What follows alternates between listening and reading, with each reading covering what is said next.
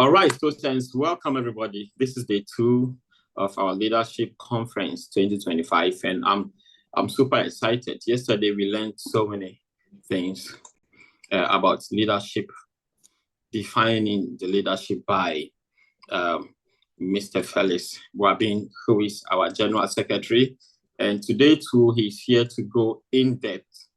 He's going to explore modern leadership concepts, moving beyond traditional hierarchical models. So he's going to focus on adaptability, emotional intelligence, and leading in a diverse world. Without further ado, I want to invite Mr. Felix to give us what he has. Thank you. Thank you very much, Mr. MS. It's an honor and a privilege once again to be on this amazing conference and to be speaking to this amazing alumni and the ladies and gentlemen of our time. There is something I always say that we have a pool of wisdom, knowledge, and resources to draw from.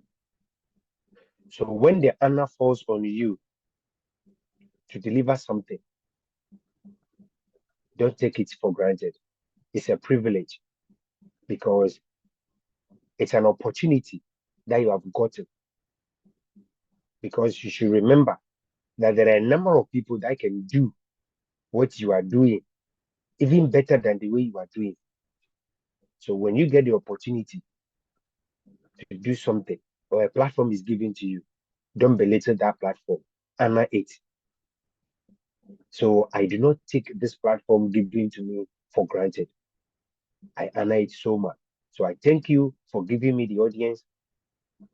And my good audience, thank you for listening to us as we journey to build STOSA. We all can learn from the various aspects of our lives. Thank you very much, Mr. Goga.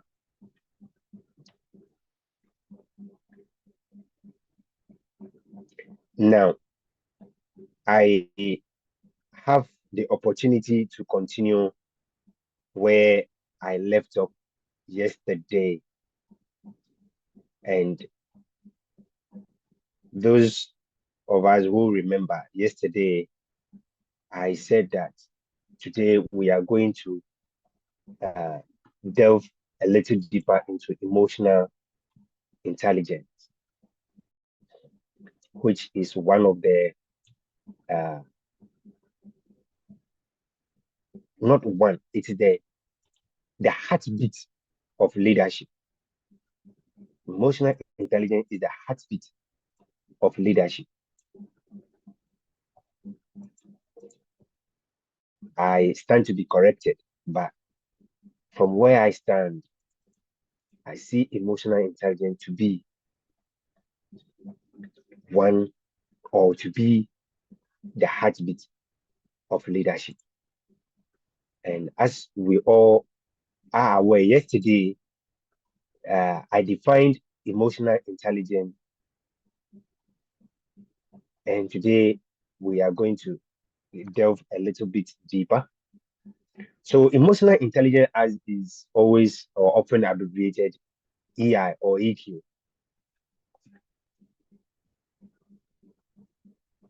It refers to as the ability to recognize, understand, manage, and influence your own emotions, the emotions of others. And the emotions of others. So if I should, let me take that again. Emotional intelligence refers to as the ability to understand, manage, and influence your own emotions, and understand the emotions of others. Now, it consists of four main components, as I mentioned yesterday, but there is one other component that was carved out of another, which we shall deal with it. So sometimes they say it's made up of uh, five, but actually it's four. So the first one that we will deal with is self-awareness. Self-awareness. Yesterday, I said that self-awareness is understanding your own emotions and how they affect your thoughts and behavior. Because if your emotions, if not, you should know it, because if not, it can bring or spark a whole lot of issues. So you must first understand your own emotions, your strengths and weaknesses, and then you should know how those emotions impact on the people or the things that are within your reach or your domain, because emotions are some way. So long as we are human beings, we have emotions. At one point in time, you can be sad. At another point in time, you can be happy. At another point in time, you cannot even explain the kind of emotion, the way you are feeling. Sometimes it's a mixed feeling. So you should be able to know yourself. The second one is then you should be able to manage your emotions and impulses effectively. Because you see, sometimes if you get angry, the kind of distractions or the kind of things you do after you are calm, you look back and say, am I the one that did this? That means that you lack self-regulation. So you should be able to manage your emotion and your impulses effectively.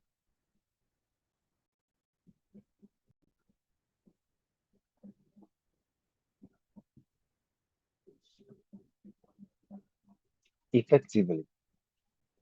Now, the other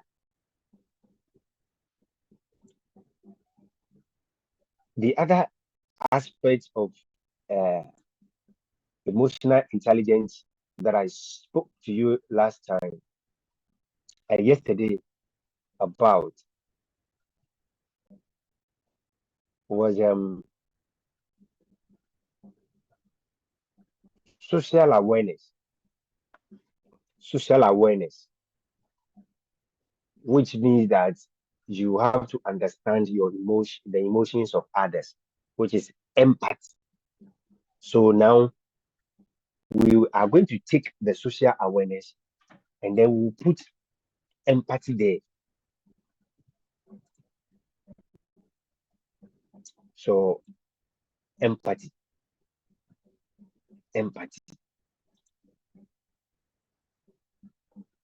The empathy simply is recognizing and understanding the emotions of others, which is the social awareness. Then we come to the um, relationship management. Relationship management.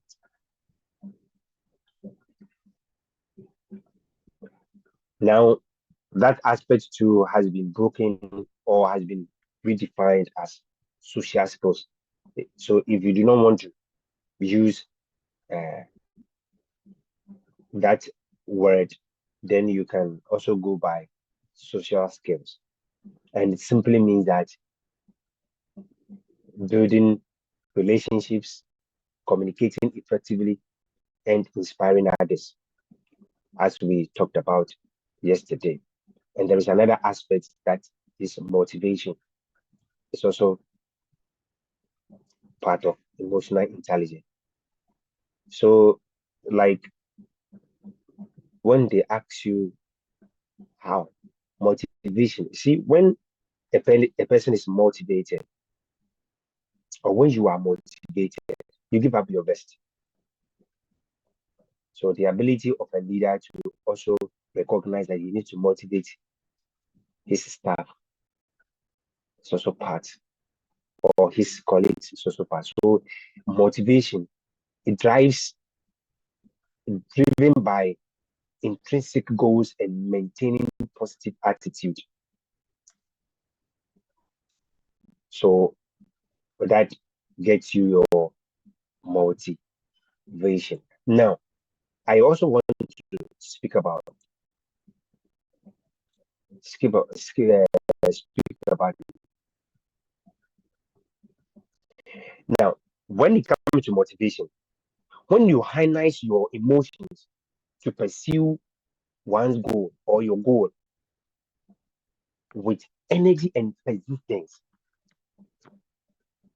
it's a motivation. And you know, motivation are in forms. So you have the self motivation and you have the motivation, the external motivation, which are dealt with this kind of motivation. Because for the external motivations, they are in a form of promotion, rewards, financial rewards, bonuses, other incentives that comes with it.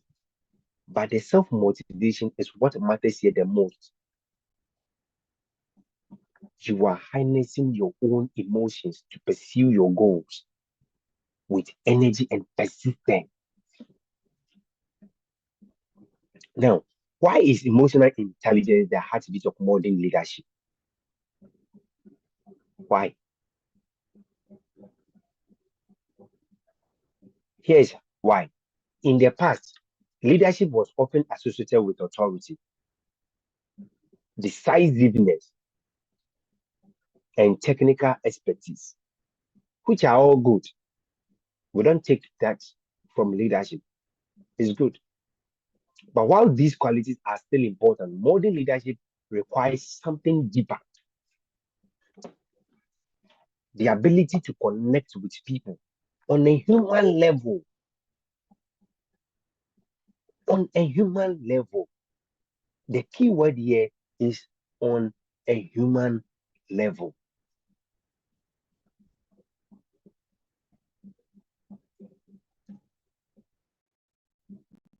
We don't have to treat our colleagues, our team members,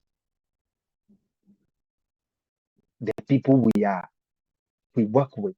We don't have to treat them like robots. They are human beings. So we have to relate to them because human beings we are social beings. We have feelings, we have emotions. So whenever you are dealing with this category of people, you should be able to connect with them. And that connection helps build trust and collaboration. So one of the reasons why emotional intelligence is key and the heart of modern leadership is that one, it builds trust and collaboration. Leaders with high emotional intelligence create an environment where people feel valued and understood, fostering trust and teamwork. You see, high EQ people or leaders, they will create that environment where people will feel belong, part of it, understood. And by so doing, you are fostering trust and teamwork.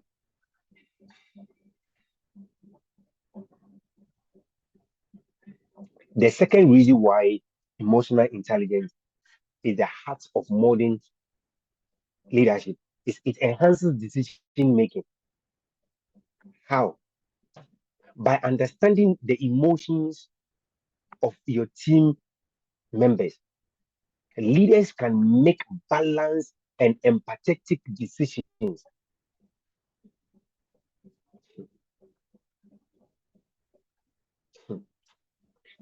This, this emotional intelligence,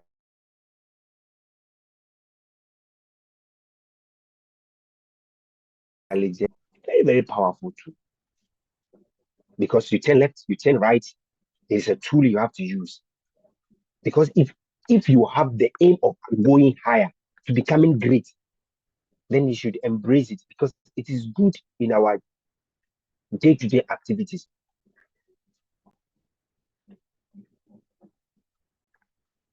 The decision that you make, the quality of your decision as a leader, depend on the level of your emotional intelligence. Because all of us can attest to the fact that sometimes leaders make decisions and then you ask yourself, what happened? What went wrong? I mean, what necessitated such decisions?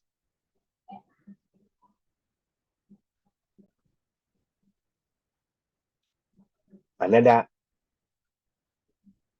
reason why the experts are saying that emotional intelligence is the heartbeat of modern leaders or modern leadership is because it drives employee engagement.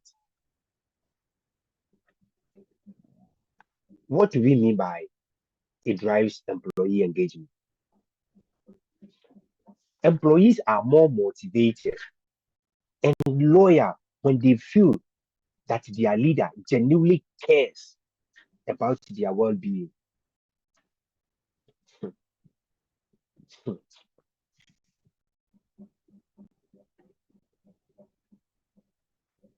So yesterday I told you that I will prefer a boss who sees you, oh, guy, what's up? How are you? How is the family? How is everything? How was your day? Than someone that was you greet him, good morning, sir. Good morning. How are you? Then he walks away.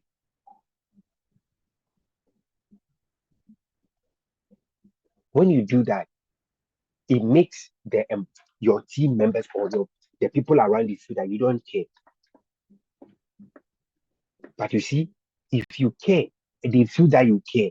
It drives the employee to be very loyal to you. And he's motivated when he's working for you or he's working with you. He will work with his heart out. It doesn't matter how much you receive. You know, it has become a source of worry and a concern that now everything that we are doing is motivated by money because of how the world system has become and the things that we are exposed to every now and then. Nobody wants to voluntarily do anything. But there was a time that you are motivated to do something because of your love for someone, because of what somebody did for you. So you would do something for the person. You'll be very loyal. I hope and pray that the way politicians are loyal to their political parties, same will they be loyal to the nation that they are serving. Because when it comes to this thing, sometimes my personal opinion, I see that these politicians that we have in our country, Ghana, they are more loyal to their parties than to the government, than to the nation. That is why we see some of the things that we see. If not, like we wouldn't be seeing the things that we are seeing.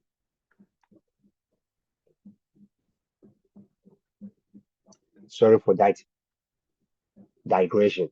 Now, the fourth reason why EQ is the heart of modern leadership, is that it improves conflict resolution.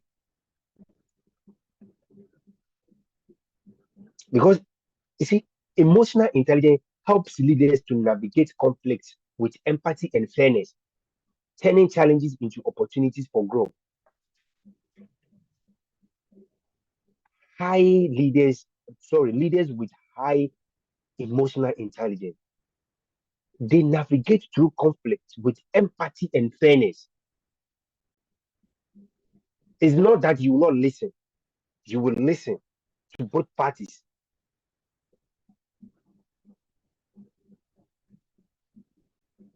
And then you will draw conclusion based on you listening to both parties.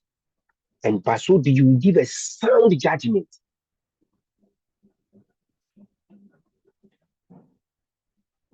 And even the guilty party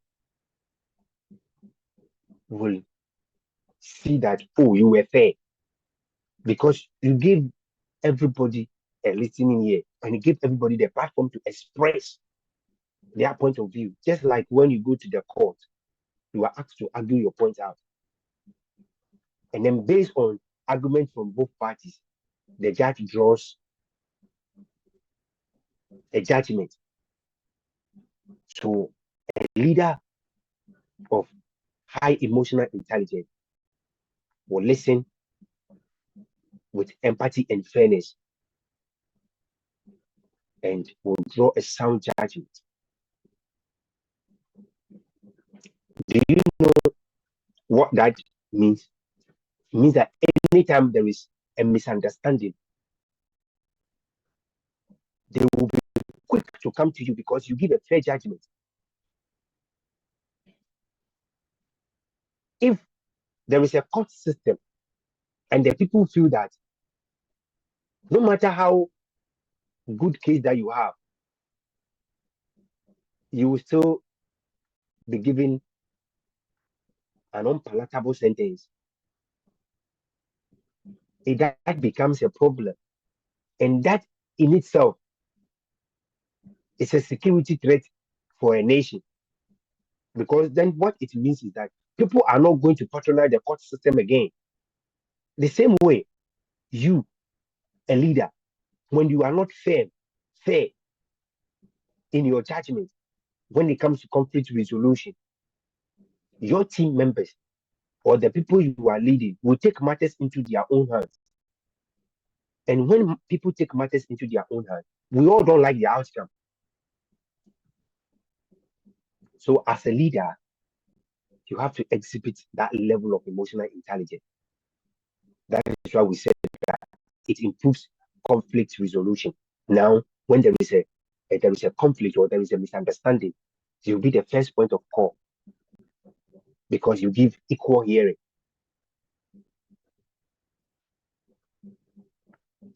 The fifth one is any great leader with high emotional intelligence adapt to change. Because in our world of rapid change, leaders with high IQ are better equipped to manage stress and guide their teams through uncertainty. Exactly.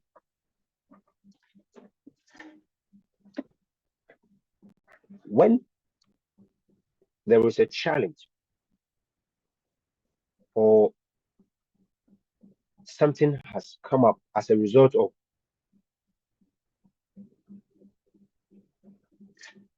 a change in the settings that you are working, as a leader, you are not to incite your people against that change or the authority. If you do that, excuse me to say, you are not emotionally intelligent. But you, from your side, will calm the situation down, will manage the stress of your team members and guide them through. Sometimes you have to face the bullet and shield them anytime they want to take action. against certain decisions, you will manage that situation and you leverage on that situation and march forward to your superiors and have a fruitful and a meaningful conversations with them. By allowing them to be agitating and getting stressed, you won't get your work done, and your target that you want to achieve, you will not achieve. Because you see, when the KPIs are set, as a leader, you should be able to navigate through all odds to be able to meet your KPIs.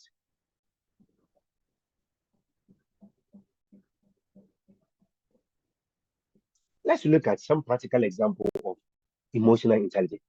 There is this Microsoft CEO called Satya Nadella. When he took over as CEO of Microsoft in 2014, the company was struggling with internal competition and a stagnant culture. Nadella's leadership style, rooted in emotional intelligence, transformed the company. He emphasized empathy, collaboration, and growth mindset. For instance, he encouraged employees to listen more and to talk less, fostering a culture of understanding and innovation. Under his leadership, Microsoft's market value tripled, proving that empathy and emotional intelligence can drive both culture and financial success. I'm going ahead to give you a second example. Jacinda Ardern, former Prime Minister of New Zealand. During his leadership, there were crises like Christchurch mosque shootings and the COVID-19 pandemic showcase and the COVID-19 pandemic. It showcased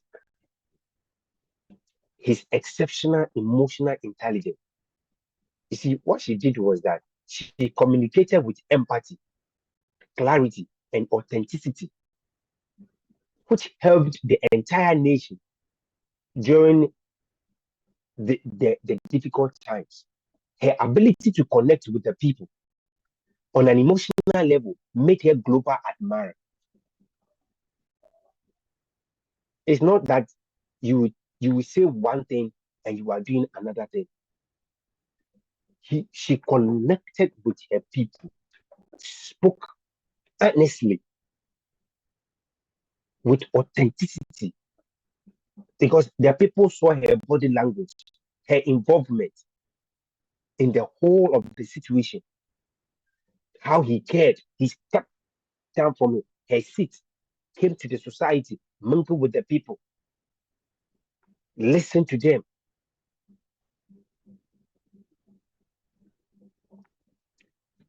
You see, a high let's look at another example.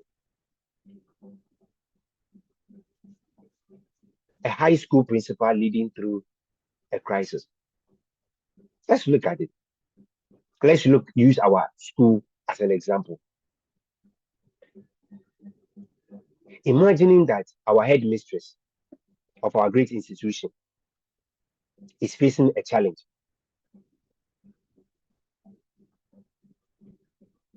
During the pandemic. So now we introduce what we call remote learning. Instead of her enforcing and hold the firm belief that no, I mean, why should we do remote learning? The classrooms are there. We should observe all the protocols, come to the class and come and learn. But you see, she will just say, oh, this pandemic, we are dealing with human being students. I mean, how stubborn sometimes some of them can be. One mistake can lead to loss of lives. So instead, I think we have to enforce this remote learning.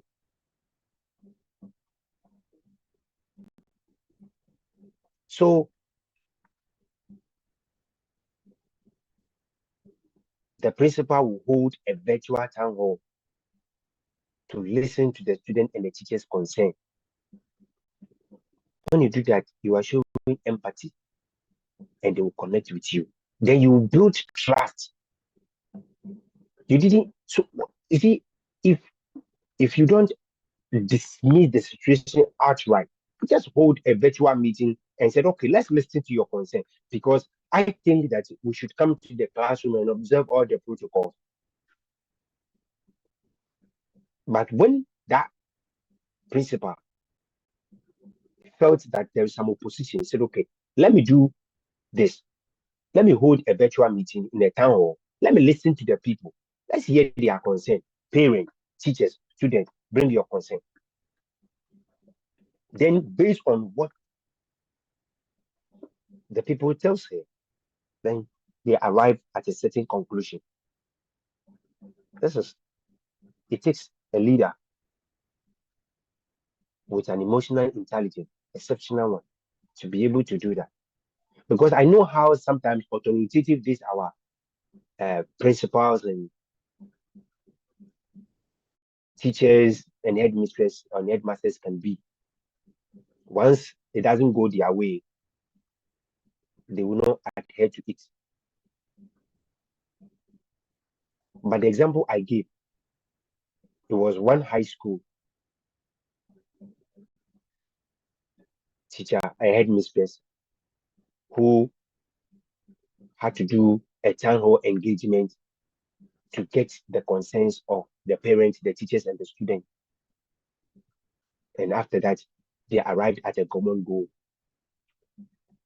And this principal won admiration from all quarters because of the way she handled the situation. Let me give you an illustration. Imagine a leader who starts their day by checking in with their team, not just about work, but about how they are feeling. This simple act of empathy creates a ripple effect. Team members feel valued and heard. Trust and collaboration increases. Productivity and morale also improved. The organization drives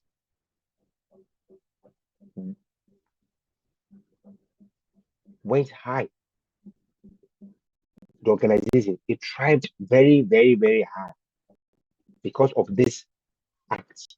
Because the boss will come and will go around the office, greet everybody, ask them how their day have been, encourages those who are going through one problem or the other.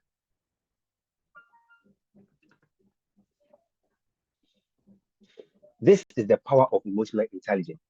It is not just about the leader, it's about the leader's emotional intelligence that positively impacts on everyone that is around it. How can we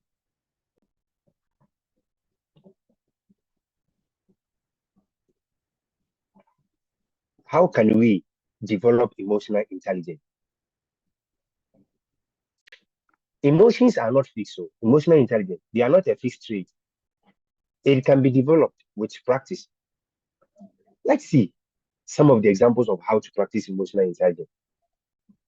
Practice self-reflection. That's number one. What do I mean by practice self-reflection? Take time to understand your emotions and how they influence your action. You take time.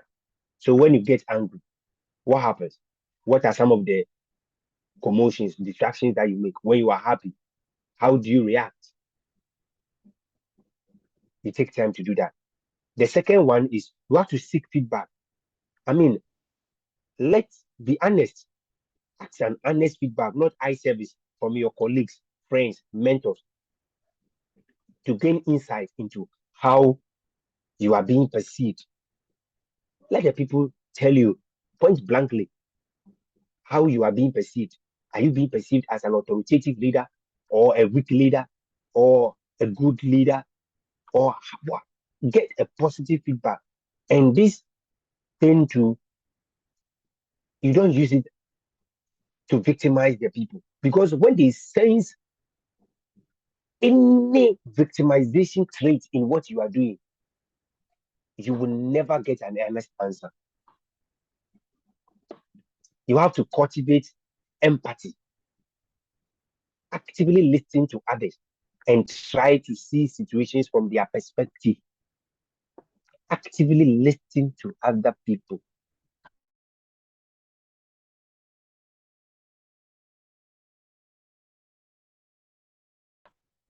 The number 4 is to manage stress. Develop healthy coping mechanism to stay calm under pressure. Anytime there is pressure, you have to develop a way to be calm. You have to manage your stress, manage it well. Then you have to build relationship, invest time in building genuine connections with others. So that in the case where you are going through some challenges, you can talk to people. You can discuss issues with people. So in conclusion, emotional intelligence is not just a soft skill. It is the heartbeat of modern leadership. It's what enables leaders to inspire, connect, and drive meaningful change in an increasingly complex world. As an alumni of this esteemed institution, we have the opportunity to lead with empathy, authenticity, and emotional intelligence, whether in our careers, communities, or in our personal lives. Let us remember that leadership is not about titles or authority. It is about the impact we have on others. And that impact begins with understanding the power of emotions. Thank you very much. We will end here and we'll allow for questions. So over to you, Mr. Moderator, Mr. Ines.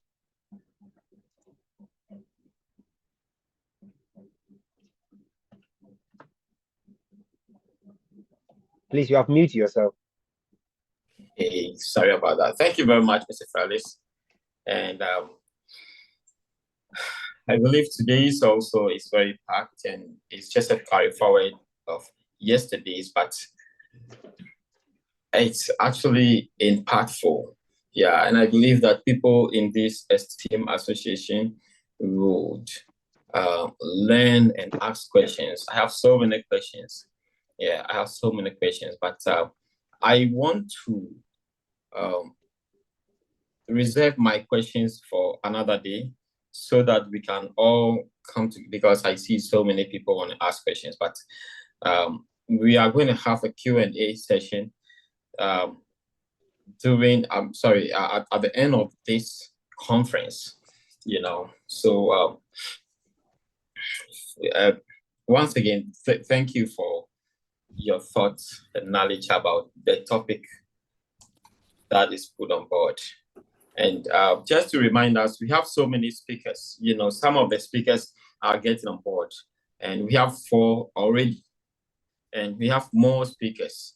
And of course, you need to hear from your leaders. One of the things that we are doing is is impacting and educating people to ask questions. We talk about accountability, we talk about transparency, but then if you don't ask your leaders questions, if you don't put them on the spot, one of the things that we'll be doing is to call them to this conference to come and tell us what they are doing, and and what is expected of them. And I believe that it's going to be more exciting. And we have our dues, monthly dues, which is 10 Ghana cedis, and we have our elections coming up. Be part of the voting system, be part of the elections, and go and pick a nomination form. It is very necessary that you go and pick a nomination form and get prepared, go through the necessary procedure, challenge yourself to be a leader. This is a leadership conference. I want to give shout out to the IEC, our president, Mr. Andrews Awuja, and the crew, and all students of all year groups. Yeah, I want to give shout out to everybody and thank you very much for being part of this great association. Special shout out to the headmistress of St. Thomas Senior High Technical School, Mrs. Vida Ankaswai, and yes, Miss Vida Ankaswai, and the school board. We can't wait to meet you. And also homecoming. Homecoming is Kong this year, and this year's homecoming is going to be more. You know, I call it the second coming. Homecoming is going to be more. And also, we easily forget things, right? Last homecoming, we planted a tree. We've done a lot. We are yet to bring the update on all the activities that we had last year. Thank you very much for joining today. My name is Ernest. Catch you next time and stay blessed. Thank you. Highly favored. All right, can you all right, sorry, maybe GS. Thank you to Mr. Ernest. Okay. Yeah, GS is just saying thank you to everybody. So we will catch you next time. Please go subscribe to all our social media and be part of STOSA, because STOSA is big. STOSA is great. STOSA can't get cold. See ya, everybody. Bye.